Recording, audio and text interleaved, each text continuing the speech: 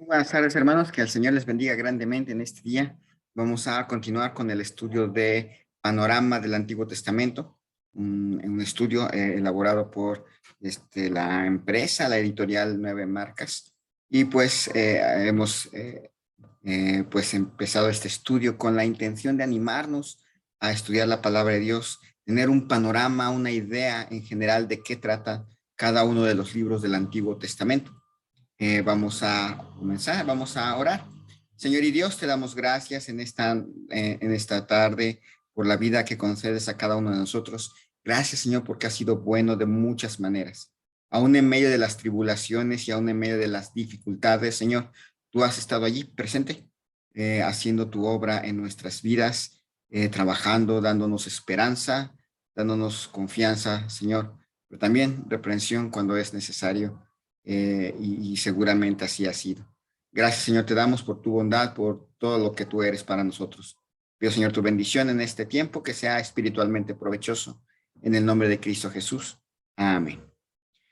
Muy bien. Hace un tiempo escuchamos a Isaías advertir al rey de Judá, el rey Ezequías, acerca del ejército asirio, mientras le aseguraba que Dios lo cuidaría.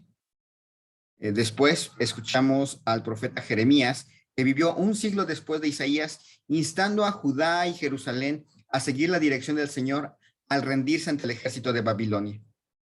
Ahora nos encontramos con el profeta Ezequiel, que vivió en la misma época que Jeremías, pero cuyo ministerio en realidad se estableció en el exilio en Babilonia.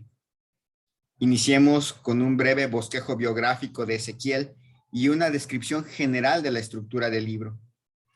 Los babilonios llevaron a los israelitas al exilio en Babilonia en varias oleadas, y Ezequiel se encontraba entre las primeras oleadas.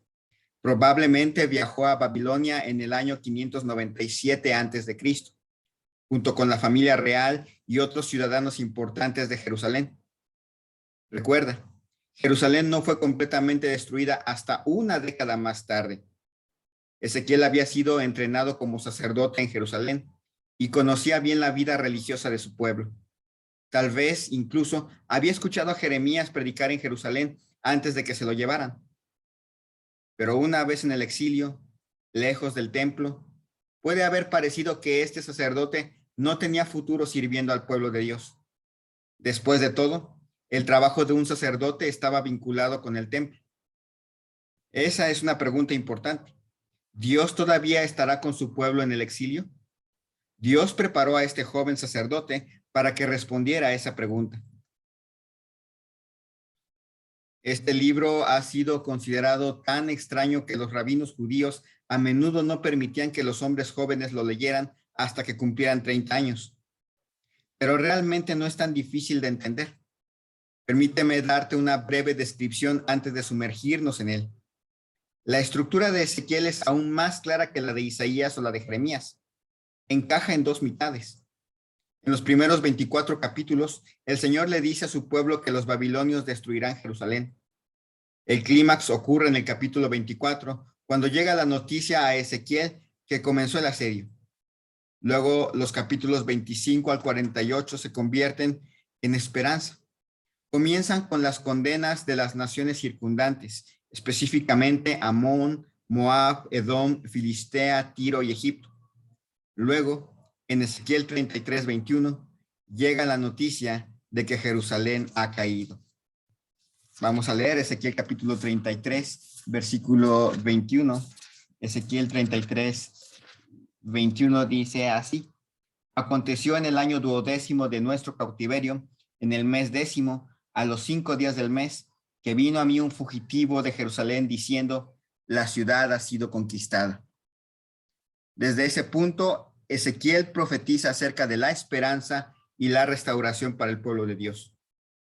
El libro aparece en gran parte en orden cronológico y las profecías de Ezequiel abarcan un periodo de 2 décadas, aproximadamente desde el año 593 a.C. hasta el año 571 a.C. Además de esta cronología, Dios le da a Ezequiel 3 secuencias de visiones, y si las entiendes, comprenderás el libro. La primera secuencia ocurre en los capítulos 1 al 3, donde Ezequiel, ahora en Babilonia, ve a Dios viniendo a él en visión. La segunda secuencia ocurre de los capítulos 8 al 11. Es un flashback, por así decirlo, en el que Dios le muestra a Ezequiel cómo su presencia se apartó de Jerusalén debido a la adoración idólatra practicada en el templo. El libro luego concluye con una larga secuencia final en los capítulos 40 al 48, cuando Dios regresa a su pueblo en un templo reedificado. Así que eso es Ezequiel, en pocas palabras. Por el resto de nuestro tiempo, quiero que sigamos las 3 secuencias de visiones que el Señor le dio a Ezequiel. Podemos resumir estas 3 visiones como una visión de Dios al rey, una visión de la salida de Dios y una visión de la venida de Dios y la promesa del paraíso. Una visión de Dios, el rey. ¿Alguna vez has visto a un niño hacer algo malo y luego recibir un tiempo fuera en la esquina por el castigo? El exilio babilónico fue como un gran descanso para el pueblo de Dios. Les dio un tiempo fuera de la tierra, el trono y el templo, todos los cuales habían comenzado a malinterpretar e incluso idolatrar. La tierra prometida, el linaje de los reyes davídicos y el templo, que simboliza la presencia de Dios, fueron todos buenos regalos suyos, pero el pueblo había abusado de ellos. Los regalos se volvieron demasiado importantes. Entonces, Dios se los quitó llevando su pueblo a Babilonia.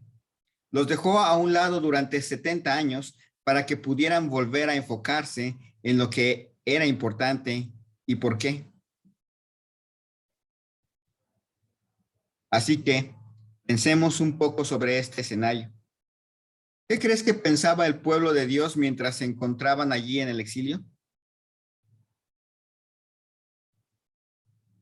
La increíble verdad de Ezequiel es que Dios fue con su pueblo al exilio. Y así es como comienza la visión de Ezequiel. Con Dios llegando a su pueblo sin el templo, sin el linaje de David o sin la tierra de Israel.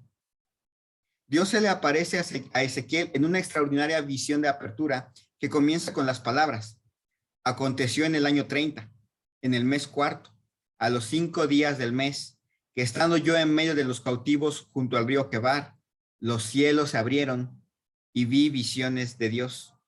Ahí en Ezequiel capítulo 1, versículo 1. La visión en sí comienza con un poderoso viento. Dice versículos 4 al 6 del capítulo 1.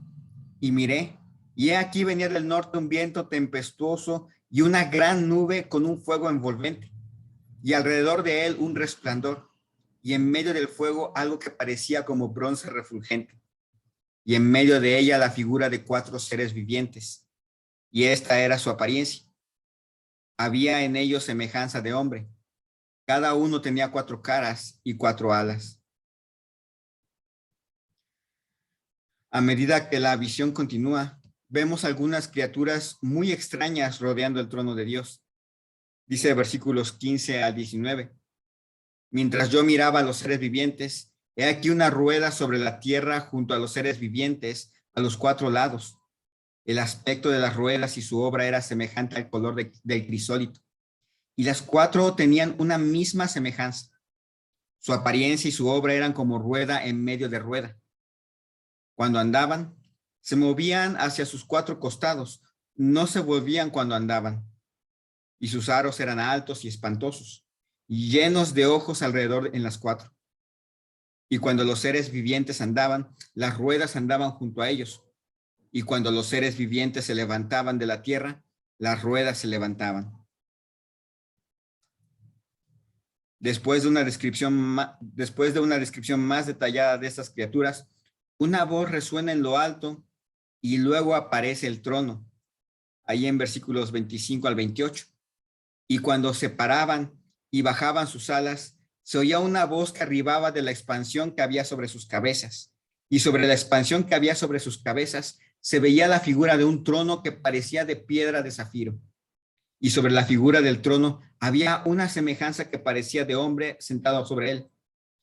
Y vi apariencia como de bronce refulgente, como apariencia de fuego dentro de ella en derredor.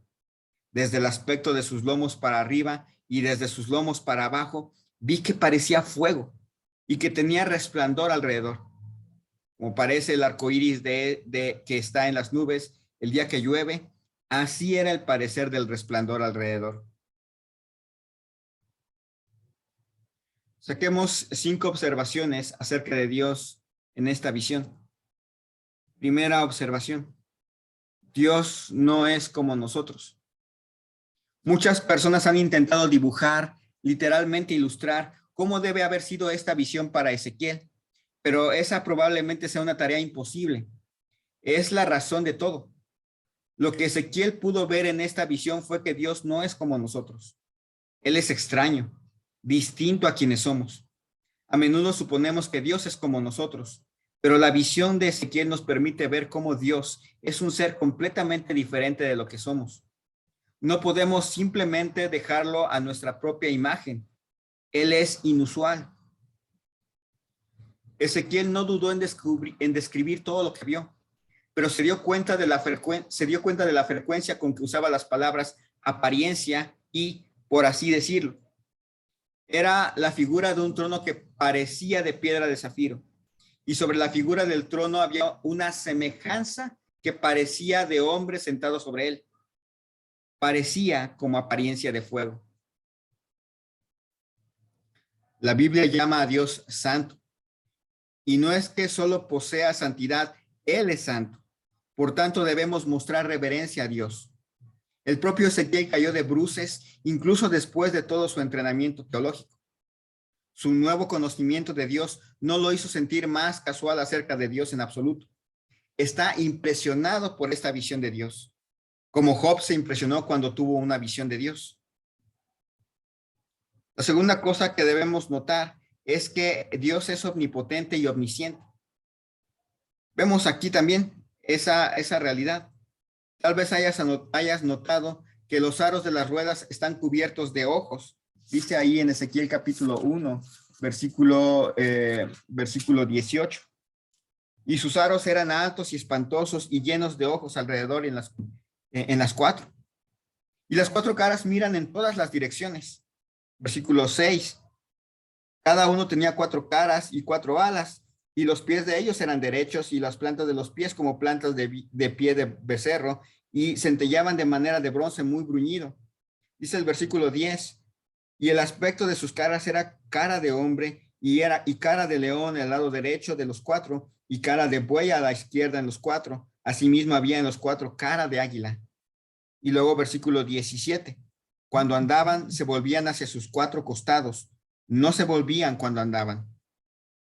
Estas cosas muestran la omnisciencia de Dios. Él lo ve todo. No hay nada que Él no perciba. Él lo sabe todo. Y el hecho de que Dios puede estar en este carro que se mueve en todas las direcciones demuestra que Él es todopoderoso. Él puede estar en cualquier lugar. Ezequiel podía confiar en este Dios omnipotente y omnisciente. Primera cosa que notamos, ya lo notaron, primera cosa que notamos fue que Dios es, como digamos, empezamos con la idea de que Dios no es como nosotros. Después vimos que Dios es omnisciente y omnipresente. En tercer lugar, vemos que Dios no está limitado por las circunstancias. El verdadero punto para Ezequiel era que Dios estaba, el verdadero punto para Ezequiel era que estaba viendo a Dios por completo. Después de todo, no estaba en Jerusalén ni en el templo. Estaba en el exilio cuando tuvo una visión del Dios Todopoderoso. Dios no está limitado a Jerusalén. La visión le aseguró a Ezequiel que Dios estaría con su pueblo donde sea que estuvieran dispersos. De hecho, Dios no está limitado a ningún lugar. Él se ocupa de todo el mundo, como nos recuerda el arco iris en el versículo 28, que recuerda el pacto de Dios con Noé para todo el mundo. Dice el versículo 28 del capítulo 1, como parece el arco iris que está en las nubes, el día que llueve, así era el parecer del resplandor alrededor. Luego también podemos notar que Dios toma la iniciativa. Observa también que Dios toma la iniciativa. Él es quien viene a nosotros. Mira nuevamente el versículo 1. Dice, aconteció en el año 30, en el mes cuarto, a los 5 días del mes, que estando yo en medio de los cautivos junto al río Quebar, los cielos se abrieron y vi visiones de Dios. Los cielos abrieron. Él eligió descender. Ezequiel no abrió los cielos y fue hacia él. Más adelante en el versículo 3 vemos, vino palabra de Jehová al sacerdote Ezequiel, hijo de Buzi. Vino palabra de Jehová. Versículo 4. Y miré, y aquí venía del norte un viento tempestuoso y una gran nube con un fuego envolvente. Luego en el versículo 25 dice, y cuando se paraban y bajaban las alas, se oía una voz de arriba de la expansión que había sobre sus cabezas. Finalmente en versículo 28 vemos, como parece el arco iris que está en las nubes el día que llueve, así era el parecer del resplandor alrededor. Esta fue la visión de la semejanza de la gloria de Jehová. Y cuando yo la vi, me postré sobre mi rostro y oí la voz de uno que hablaba. Como Moisés y la zarza ardiente, como Isaías en el templo, como Pablo de camino a Damasco, también con Ezequiel. Ninguno de estos hombres estaba buscando a Dios. Dios tomó la iniciativa. Él viene a nosotros. El día de mañana continuaremos, primero Dios, con los siguientes cosas que podemos aprender de esta primera visión de nuestro Dios a Ezequiel. Vamos a orar. Señor y Dios, te damos gracias por tantas bendiciones que nos has dado. Gracias, Señor, porque definitivamente no eres como nosotros, porque tenemos la seguridad de que tú estás en todos lados, tú lo sabes todo. Gracias, Señor. Gracias por tomar la iniciativa, por ser el primero en venir a nosotros. Gracias.